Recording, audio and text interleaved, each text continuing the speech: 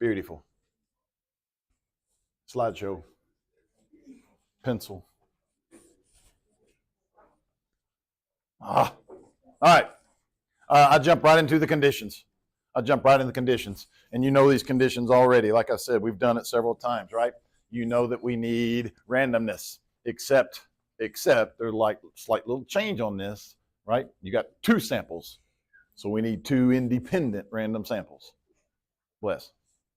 Okay, two independent random samples. Both of them need to be less than 10% of the population.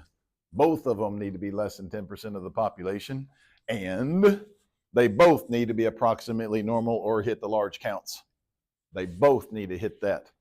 And so either the population is going to be normal, which never happens.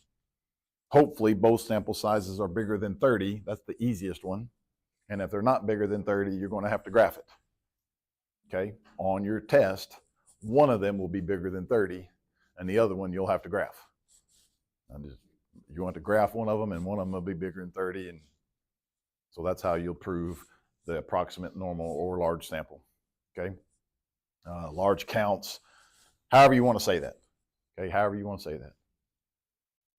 However you want to say that. Y'all okay with that, right? Just two. So we're dealing with two. So it's just like two sample confidence intervals. Exact same conditions. In fact, I bet that's a copy and paste slide, truth be told. Right? It's just like one sample, except we don't have two independent random samples. We just have a random sample. And one of them needs to be less, that needs to be less, and there's only one of these. But we got two. Good enough? My hypothesis statements. Well, it's two samples. So, mu1 minus mu2 equals, and typically that's 0. Typically that's 0. I can't think of very many times where that's not 0. Okay? Mu1 minus mu2 is, we typically assume there's no difference. There's no difference in the mean score of males and females. There's no difference in the heights of the trees planted with this fertilizer or this fertilizer. We typically assume there's no difference. And then the Ha, one of them's less than, or one of them's greater than, or one of them's not equal to. Right? It's just one of those. Again, if this is a 0, then this is a 0. Right? They have to be same values. This can't be a 2 and this be a 4. They have to be the same values. These can't be X bars. These can't be P hats. Okay, they all have to be mu's or they have to be P's. It has to be populations. Right? And please, please, please, please, please, please, please define both. Define both. Don't forget. Okay, define them. So after you do the Ho and after you do the Ha, define them. Define them. Tell me what they are. Again, I know it's been a while, but this is how AP typically writes them. Mu1 minus mu2. I typically don't write them that way. I move the mu2 to this side, right? And so I typically say mu1 equals mu2, or mu1 is greater than mu2. Because I think this just tells me if I think mu1's bigger, it's just easier to write it that way than this way. This way I have to think about it. If mu1's bigger, then that must mean it has to be positive, therefore it's greater. It's just easier to write it that way. To me. To me. AP takes either way. When they do multiple choices, they typically run them like this. They typically write them like that. Free responses, I typically write them like that. But they'll do it either way. Y'all okay? Boom, boom, boom. Still define them. Still define them. Still define them.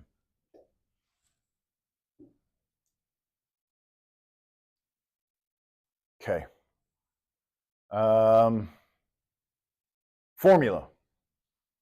Standardized test statistic, that's written in words. Your job to do what? Turn those into variables. So the standardized test statistic is still T. Anytime you're dealing with means, it's a T. It's a T. Why do we use T? Because it's more fluctuation. Because we're estimating two things, if you guys remember, right? I don't know the population standard deviation, and I don't know that.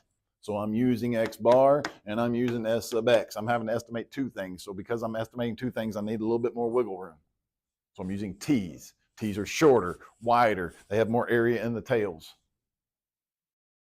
They're distinguished by DF, right? As DF increases, those things start looking more like Z's because they become a little bit more closer to those population values, right? My statistic is X bar 1 minus X bar 2.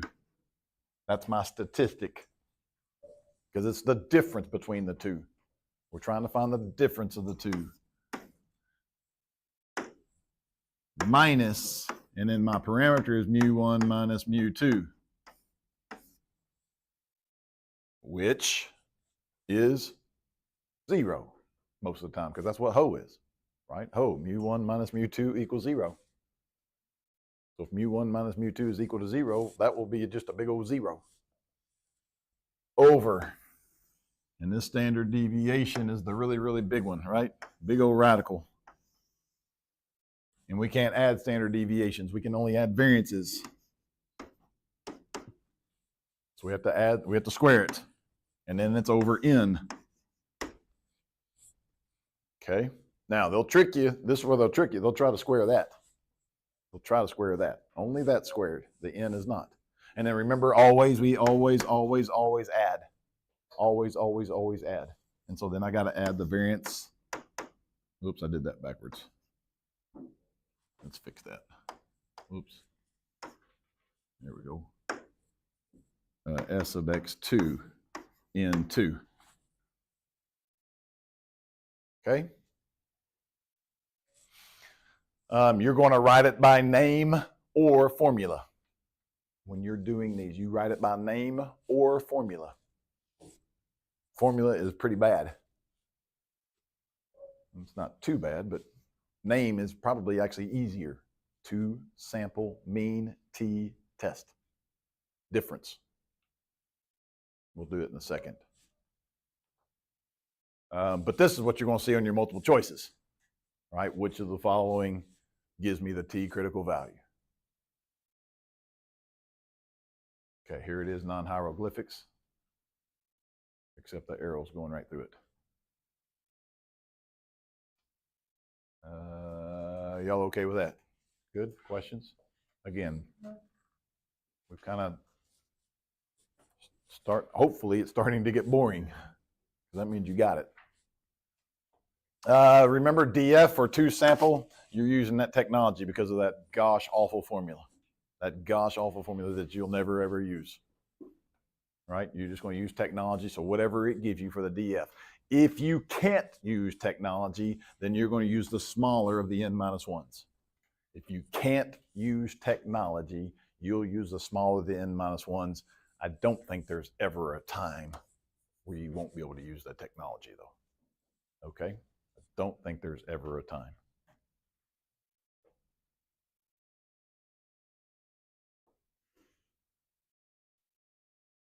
Okay? All right, so we're good with that. Beautiful. I'm done. Example. Good enough? Here we go. Has the mean number, I'm told you guys, they're not going to trick you if it's means or proportions. You'll know. You'll know. Has the mean number of hours American work in a week changed? One of the questions on the GSS, General Society, Survey Society, whatever, has asked respondents how many hours they work each week. Response were from a random samples, oh that's nice, of employees, Americans, were recorded in 75 and 14. And here's their summary. So they're going to give me all the information. Here's 75, here's 14.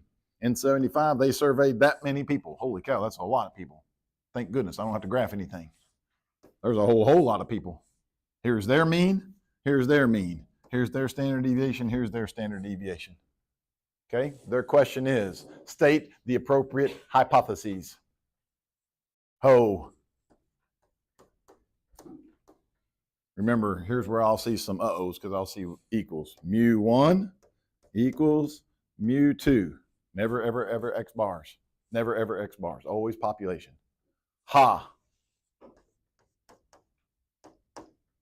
Mu1, mu2. Difference. So they don't think it's greater, they don't think it's less than, they just want to say it's different. Okay? Where mu1 is the true mean. Make sure it references populations. Make sure it references population. The true mean number hours worked 1975. That's good enough. Mu2.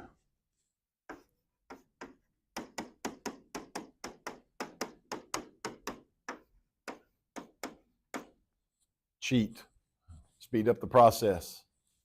There's no reason why they won't give you credit for that. There's no reason why they would not give you credit for that.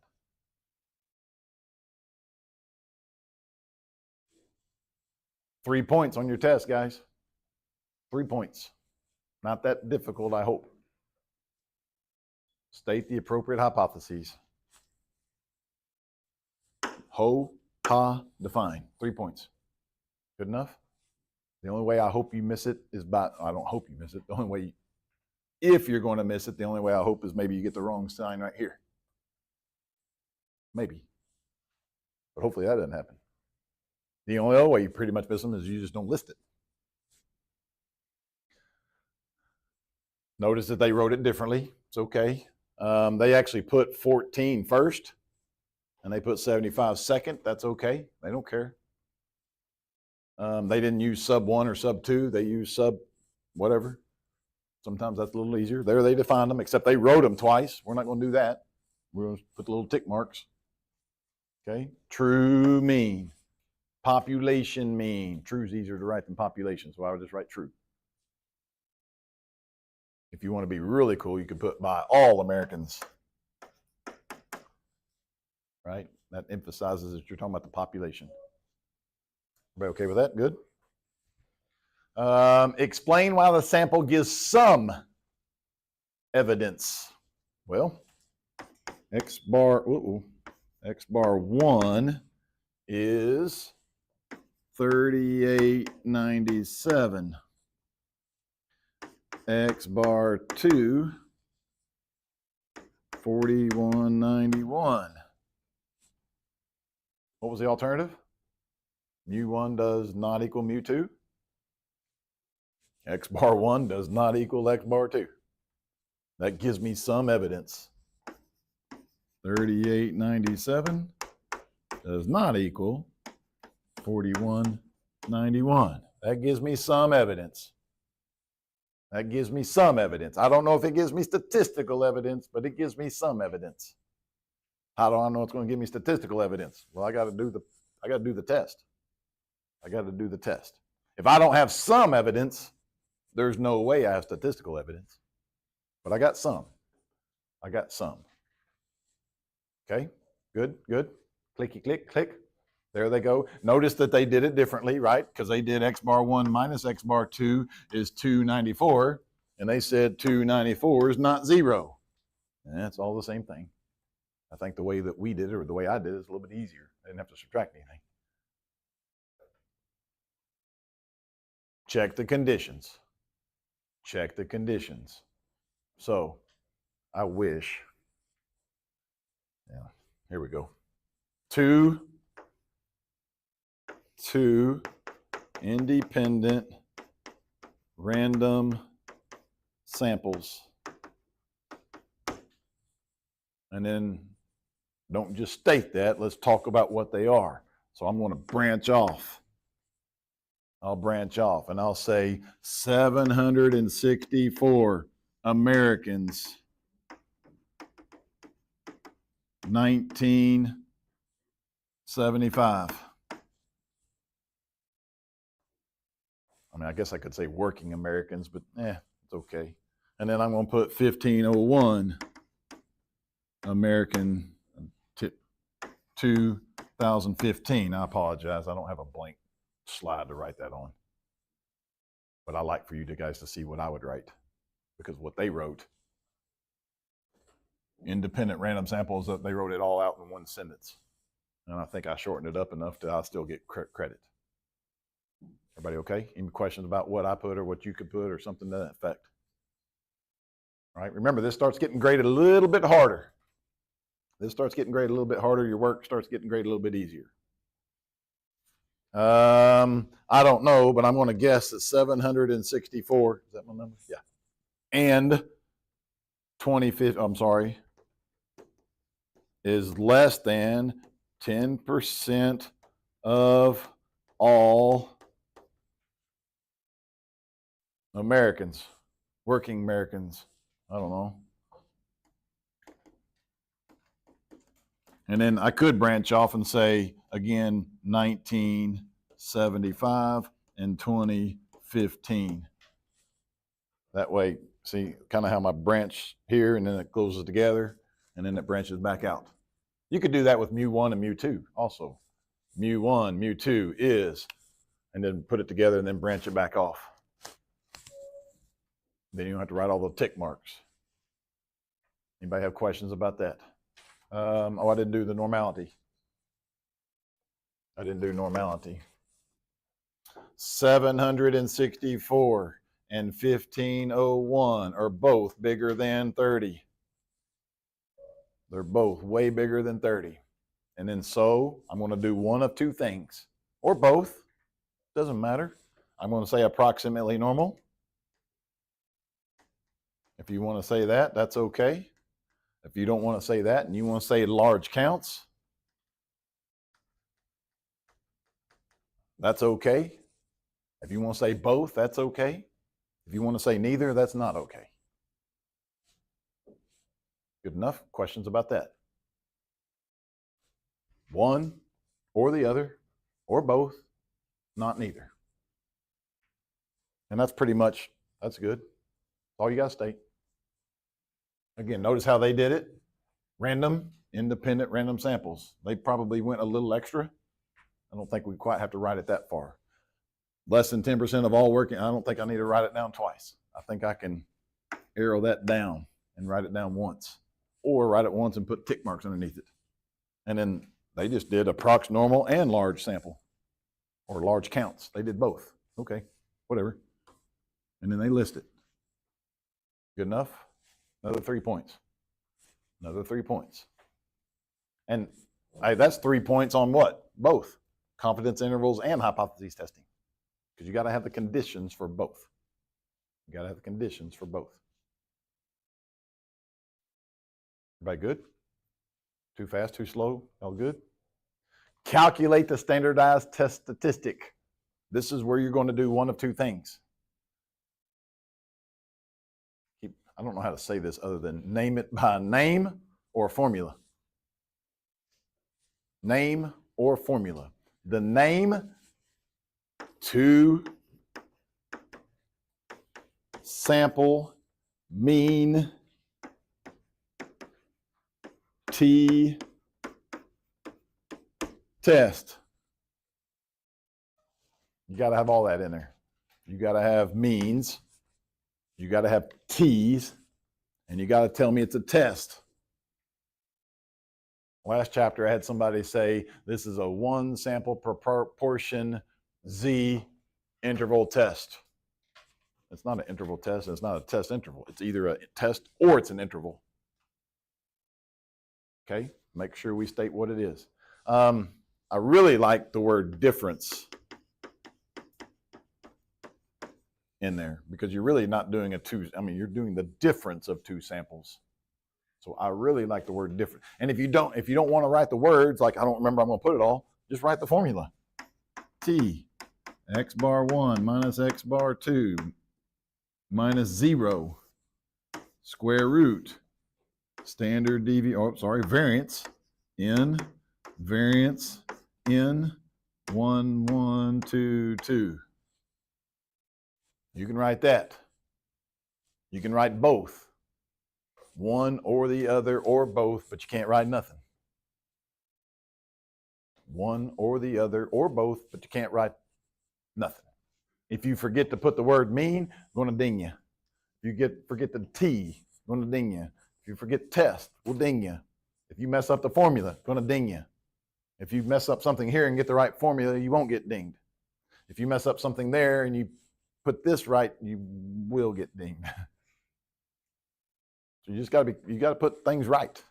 You got to put things right. And then you got to list it all, what X bar is. Okay, if I'm doing it this way, I got to say X bar 1 equals. I got to say X bar 2 equals. I got to say the standard deviation of 1 equals. I got to say the standard deviation of 2 equals. I got to say what N1 is, and I got to say what N2 is. Over here, I don't have to say that. I just got to plug the numbers in. Because if I plug in a number right here, I'll know that X1 is that number, and I'll know that X2 is that number. Y'all follow what I'm saying? But you just got to tell me what they are. And it's not that hard to tell me what they are. Heck, they're right there. They're right there, so I just got to put them down. Just got to put them down. And then you got to tell me what they're actually asking for, which is the standardized test statistic. So you got to tell me what T equals. You got to tell me what T equals. And then you got to tell me what the p-value is. And at some point, you got to tell me what alpha is. And you better tell me what DF you used. Holy cow, there's a lot of stuff down there for just those 3 points. But you just got to list it all. You got to list it all, right? We learned week 1, you can't have a naked answer. You can't have T equals without, that's a naked answer. That's bad. So we got to have something with it. So just put something with it. Okay? Let's show you in a calculator just to make sure you guys remember. Okay? Calculator. Stat. Tests. Whoops. Go over that way. It's not a z-test. You'll never use z-test. It's not a t-test. That was Tuesday. It's a 2-cent t-test. That's your method, except they didn't put the word mean. And they didn't put the word difference. So you got to remember that. Enter. And you either have the data or you have the stats. Now we have the stats. And so you're just going to plug and chug that stuff in there. There's X bar 1, there's standard deviation 1, there's N1, there's X bar 2, there's standard deviation 2, there's N2. We tell it that it's not equal to. We always say no pooled. We always say no pooled. We always say no pooled. Calculate, and it's going to give you everything you could need. This one's going to give me an error because I didn't put anything in there. So it's going to give you, I think the first thing it gives you is DF. The second thing it gives you is X bar 1, X bar 2. So it lists it all again. It lists everything you need to put. Very few students get marked off for the calculations. It's not the calculations where they get marked off. Very few get marked off of anything. You just have to remember how to put everything. So the only way you get marked off is you just forget to put something. Or you put the wrong ha. Or you don't put the DF. Little bitty nitpicky things are going to lose you a point here or there, but it's a 12-point question. Hopefully we get all 12. Any questions about that? Any questions about that? What you need to put, what you can't put? Is this okay? You'll really get homework tonight is not going to help you a whole lot because it's all multiple choice, right? But your worksheets that I'm going to start giving you tomorrow, you'll be able to write all that stuff. Hey, is this okay? Yeah, no. Check with your buddy. You think this is okay? You think that's good? Okay? Beautiful. Click, click, click, keep. Slideshow. Boom.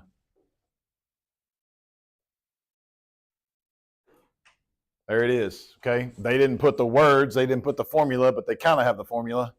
I wish they would have put a blank formula, or I wish they would have put the words.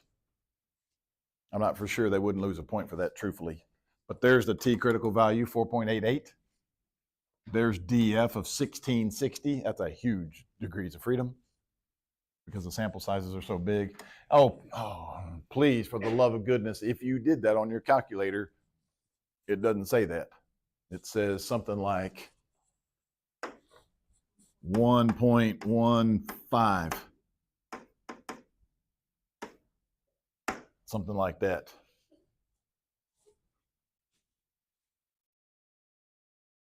Please don't put the p-values 1.15. The p-value will never be bigger than 1, right? It's a probability. It will never be bigger than 1. That's times 10 to the negative 6. So you can put 1.15 times 10 to the negative 6. Or you can put 0.00000016. Or you can put, I don't care if you put almost 0. Or I don't care if you put really, really, really small. AP won't care. Right? When it gets to be that small, they look. That's almost 5 standard deviations away. Holy cow. 3 standard deviations, 99%. 5 is, there's not much left after 99.97. And I went 2 more standard deviations. You okay? Oh. Some of that stuff should start making a little bit of sense to you. If you use the DF of 100, which you won't, because that's the smaller,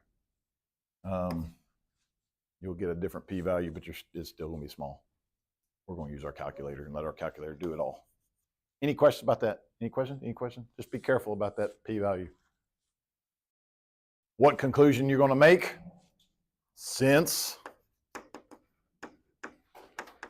p-value less than alpha. I don't think that if I didn't list what alpha was, let's put it. Okay, you can put it there if you want. I like to put it with all my work. I like to put it right here with all this stuff. Oh, yeah, I like to put it right there. But if you don't, put it here. If you didn't put the p-value earlier, put it here. Less, reject, ho. The p is low, the ho's got to go. That's a point. That's a point. If you reject it, there is enough evidence. And now I'm going to cheat. What's there enough evidence of? It asked me somewhere. Oop, no, that's some evidence. There it is. Do these data give convincing evidence? Yes, I have convincing evidence that a difference in the true number of work hours per week. That's what I'm going to put. That's what I found. That's what I'm going to put. I'm going to cheat. Because if I don't cheat, I might forget the word difference. Well, that's a pretty big word. Pretty big word. And what true mean? I might forget the word true. I might forget the word all Americans, which it's okay if I forget all Americans because I said true mean. But if you don't put true mean, you can say all Americans and that covers it.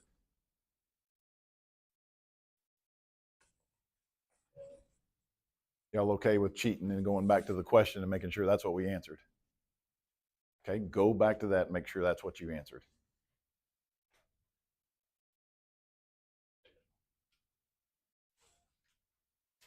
A lot of pencils are going. Who's got a question about anything?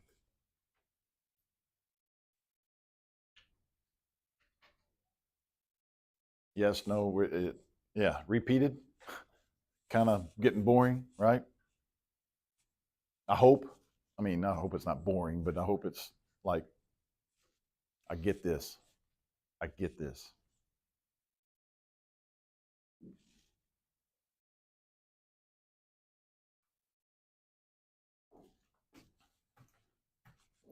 I'm not going to go through this one piece by piece by piece. I'm just going to talk about it. If you need to write something down, make sure you do. But does increasing the amount of calcium in our diet reduce blood pressure? Examination of a large sample of people revealed a relationship between calcium intake and blood pressure. That's interesting. Such observational studies, we don't like observational studies, do not establish causation. I know that. I learned chapter 1. Researchers therefore designed a randomized comparative experiment to show cause and effect. The subjects were 21 healthy men. Crap. Really crap. This thing, when it shows up, I get so freaking mad. Seems like it's this class that it shows up on. Will you quit? Keep. Boom. There, now you go. No, I don't want you. Go away. Shut up. Okay. 21 healthy men. Dadgummit, that's what I was cussing about, right? 21, that's not big enough. But if they got 9 more knuckleheads, we could have been all right. They were randomly assigned into 2 treatment groups. So immediately I'm thinking, okay, this is not an SRS. This is not a random selection, it's random assignment. Okay, so make sure we don't say SRS because we don't have an SRS. Randomly assigned 2 groups. 10 of them received the calcium supplement. 11 of them got the placebo randomly. The experiment was double blind. Oh, double blind. That means I don't know which one I took and I don't know which one I gave them. Somebody knows. The response variable is the decreased systolic blood pressure for subjects after 12 weeks in millimeters, and there's the data. Click. Here's the data. Does the data provide convincing evidence? That means I got to do, dadgummit. Oh, that just changed that. I need a pencil as well. Provide convincing evidence. That means I got to do the full-blown deal. And I do a full-blown deal. As soon as I see that, I put me a big old plus sign. And I don't worry about MC cubed. I put the hypotheses in one of those, and I put the conditions in one of those, and I put the work in one of those, and I put the conclusion in one of those. And chances are really good if you put that big old plus sign, you're not going to forget something. Confidence intervals, I really don't put a plus sign. I kind of put a, I don't know what you want to call that, but because it doesn't have a hypothesis. So you don't need the hypotheses. You need the conditions, and you need the work with the name and the formula and whatever we're going to get, and then we just need the conclusion. So confidence intervals don't need 4. Hypothesis testing need 4 because you need the hypotheses.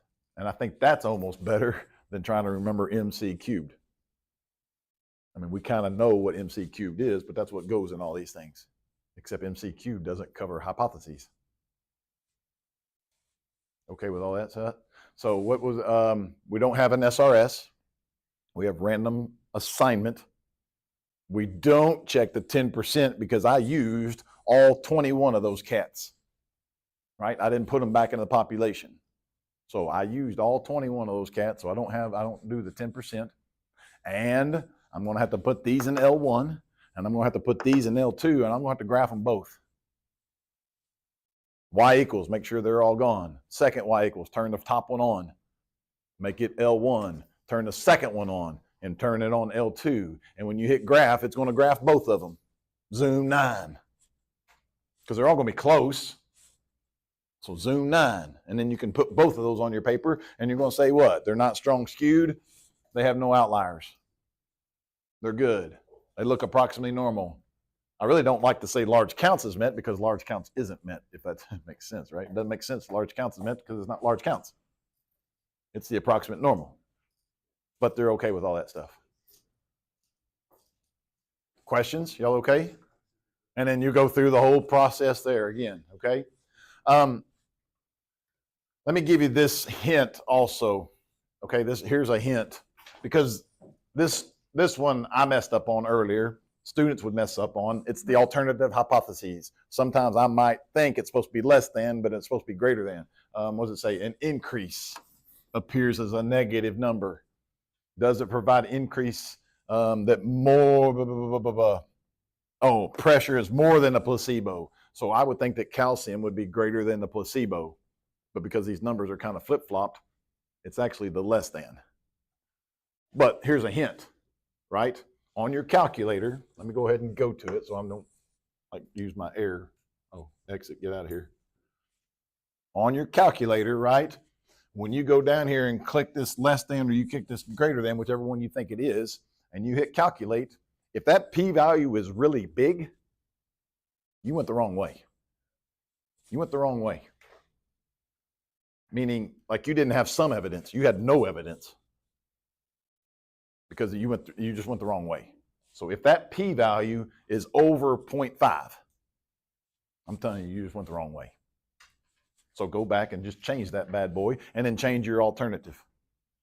Change your alternative. Y'all okay with what I'm saying on that? Okay, that's kind of a little hint to you. Because the p-value should be anywhere around 10%, maybe 20%. I think I may have seen a 30%, but you're not going to see over 50%, because over 50% means you're on the other side. And the other side, there's no way to show it's less than if you're on the other side. So you just went the wrong way. You're supposed to show greater than. Okay? Just a little hint. Keep. Beautiful. Beautiful. So I didn't walk through that entire process. I don't want you to, I'd rather you spend your time doing your work. There it is, greater than. There they define them all. There they put alpha there. I don't care where you put alpha. I like to put it with my work. Random assignment. Approximately normal, because they drew dot plots, 10 dots and 11 dots. I don't like dot plots. I do box and whiskers, but you do whatever you want. 10% is not needed. You don't have to put not needed. If you do, it's okay. If you put 10% and throw an X to it, that's okay. Don't say 10% and check. You'll get dinged because you don't check the 10% on it. Here, there's their nice little formula. There's the T critical value. P-value is 0.06. I think I used 0.05, so I'm not big enough. I got to fail to reject. If you went the wrong way, you would get 0.94 as the p-value. There's no, I mean, it's the wrong way. You went the wrong way. There's no way there's going to be a p-value of 94% chance. 94% chance of getting this. I mean, it wouldn't be that high. Fail to reject, da, da, da, da, da. Interpret that p-value. Please remember that interpretation, right? That's one of those things that you got to remember. You got to remember how to interpret that p-value. The p-value is the chances of getting, you can say one of two things. The chances of getting the test statistic. The chances of getting 1.604. Or you can say the chances of getting 5.273, which is the difference. Or greater, because that's what you got. You got that value. Or greater, because that's all that area. It's all that's what the p-value is. It's the area underneath the curve between this value and this value. So the chances of getting this or greater, assuming HO is true, that's what you got to have. And somehow or another throw a context in there.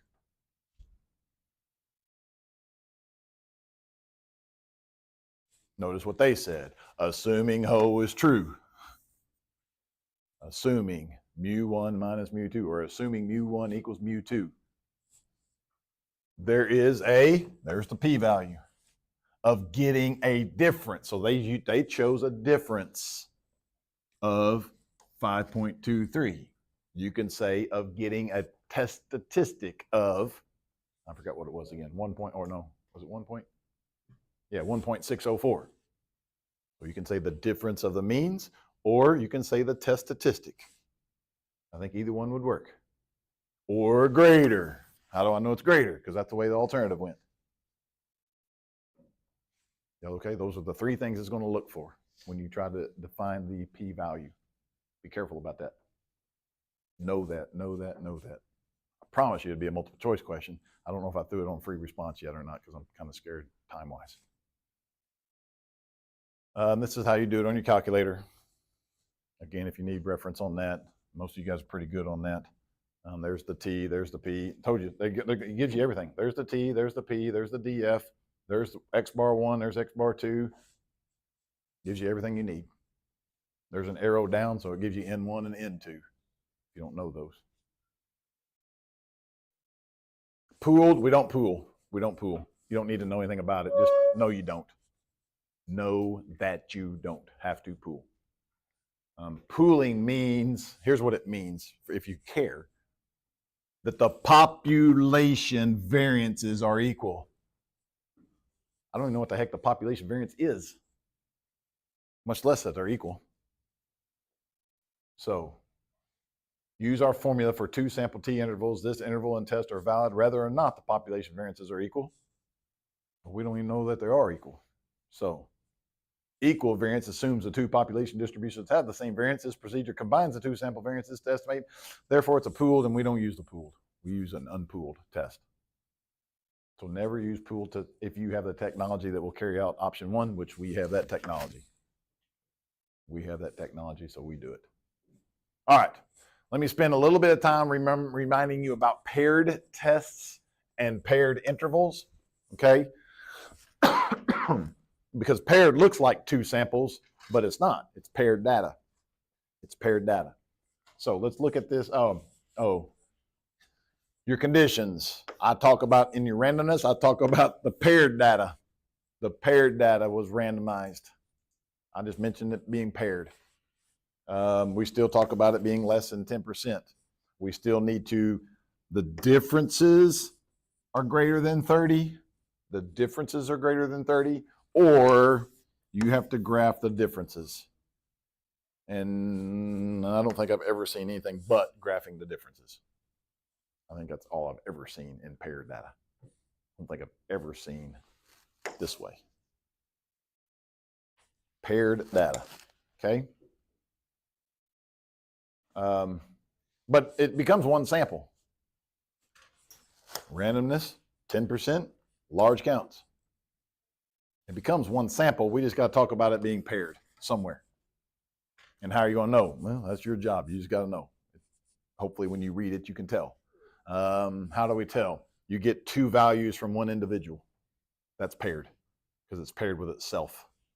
Two values from one individual. Or they tell you they're paired because they're both 18-year-old males at 127 pounds or whatever.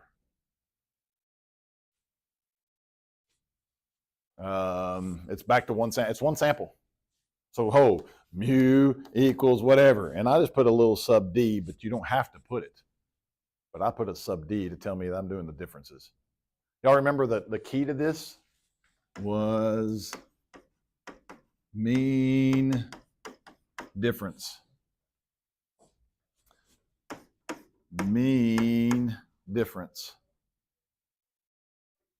Mean difference. If it's two samples, it's the difference of means. Because this is the difference of means. That's two sample. Mean difference is one. Okay, you're combining the data. You want the average of the differences. I don't want the difference of the averages. English. Difference of the averages, the average of the differences. Okay?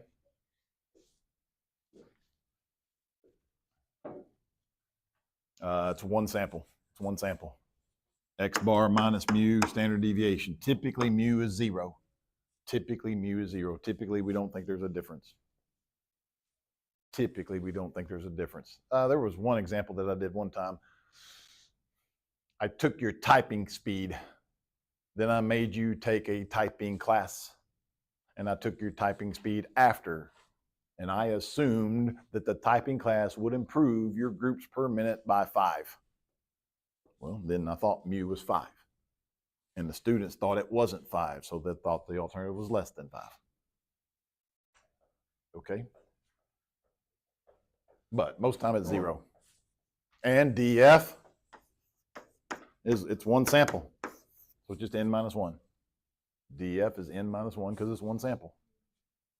We don't have to use anything weird. It's just n minus 1. Let's read this one and show you that it's paired.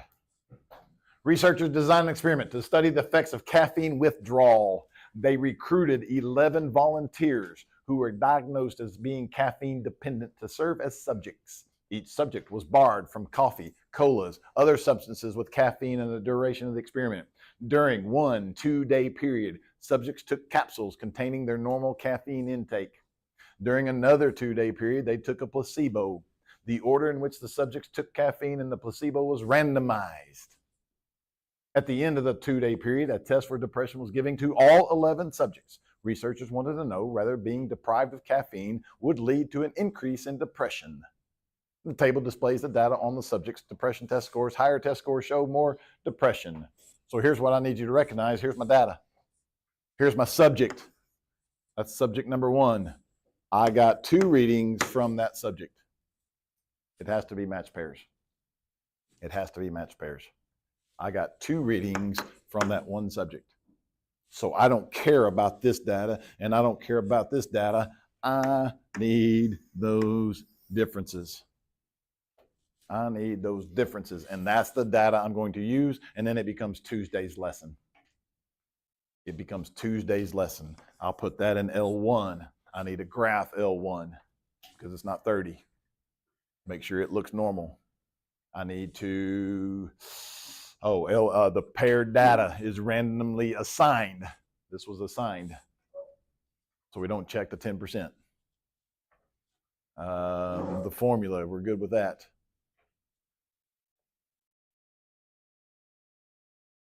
We either reject or fail to reject Ho. There either is or is not enough evidence to suggest the mean difference. That's the word they're going to look for, the mean difference.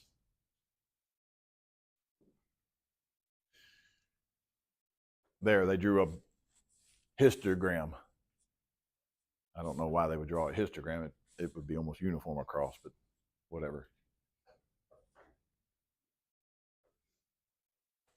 There's mean. There's the standard deviation. There were 11 of those cats. Therefore, 10 was my DF.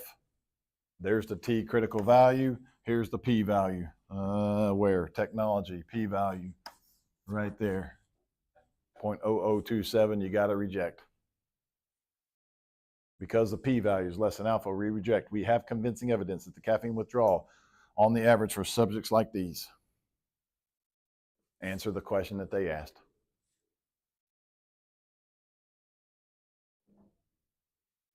Okay, I got 3 examples. Don't holler them out. Don't look ahead. We're going to read it. I'm going to ask you if you think it's paired or if you think it's 2 samples. Okay? Before exiting the water, scuba divers remove their fins. Highly recommended. It's hard to walk with those fins. A maker of scuba equipment advertises a new style of fins that's supposed to be easier to remove. A consumer advocacy group suspects that the time to remove the new fins may be no different than the time required to remove the old fins. 20 experienced scuba divers are recruited to test the new fins.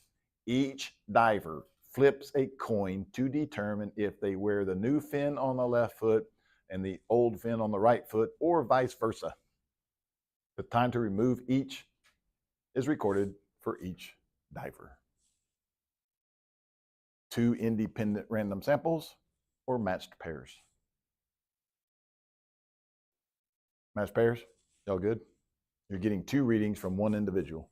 You're getting 2 readings from one individual. That has to be matched pairs. Okay? Next one. Next one. To study the health of aquatic life, scientists gathered a random sample of 60 white piranha from a tributary on the Amazon River during 1 year. The average length of those fish was compared to a random sample of 82 white piranha from the same tributary a decade ago. Matched pairs, 2 independent random samples. This one's like a gimme. There is no way to pair up 82 with 60. Fair enough of that. But that's 2 independent random samples. How would it be paired? I don't know how you could pair that one.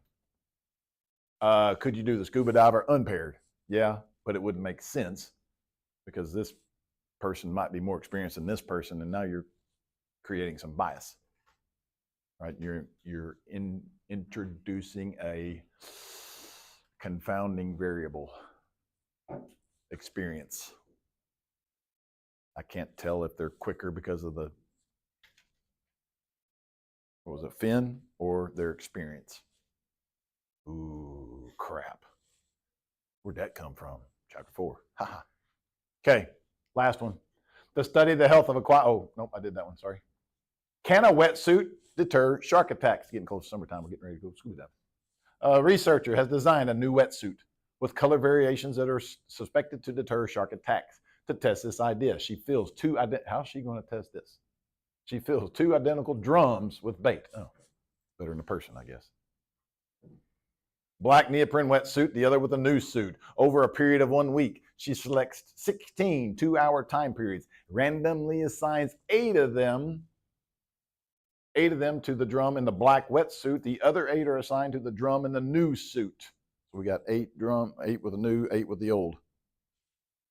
During each time period, the appropriate drum is submerged in water. The sharks frequent the number of times that the shark bites that drum and is recorded. Paired, independent random samples. Actually, it's not random samples, I guess independent random assignments. As random assignments. I don't think we compare that one. How you compare it? I think you can throw them both in one and see which one the shark attacked. But I don't know even really how you compare that. These are hard to tell. There's one AP question that I still miss every time I see it. I have to be reminded when I go to the rubric that it was paired. Okay, guys, I hope you can do the hypotheses for 2 samples. I hope that you can determine if the conditions are met for 2 samples. I hope that you can calculate the test statistic and the p-value. I hope that you can perform a significance test about the difference of the means, and I hope you can perform the significance test for the mean difference. All that being said, I'm